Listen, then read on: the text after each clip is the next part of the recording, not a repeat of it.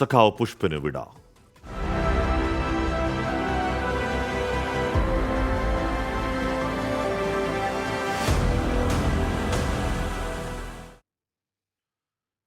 കൂത്തുപറമ്പ് സമരനായകൻ പുഷ്പന് ജന്മനാട് ഇന്ന് വിട നൽകും. കോഴിക്കോട് നിന്ന് കണ്ണൂരേക്ക് വിലാപയാത്രയാണ് മൃതദേഹം കൊണ്ടുപോയത്.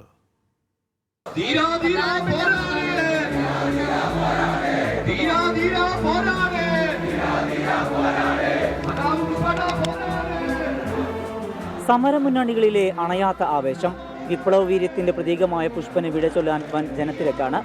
ഡിവൈഎഫ്ഐ കോഴിക്കോട് ജില്ലാ കമ്മിറ്റി ഓഫീസിൽ നിന്ന് ആരംഭിച്ച വിലാപയാത്രയിൽ നിരവധി പേർ അന്ത്യാഭിവാദ്യം അർപ്പിച്ചു.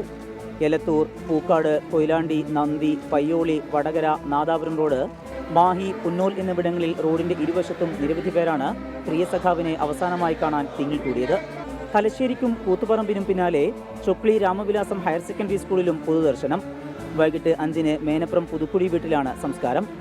1994 നവംബർ 25-ന് സ്വാശ്രയ വിദ്യാഭ്യാസ പ്രശ്നവുമായി ബന്ധപ്പെട്ട ഡിവൈഎഫ്ഐയുടെ പ്രക്ഷോഭത്തിനിടെ മന്ത്രിയായിരുന്ന MV രാഘവനെ തടഞ്ഞവർക്ക് നേരെ പോലീസ് വെടിയുതിർക്കുകയായിരുന്നു.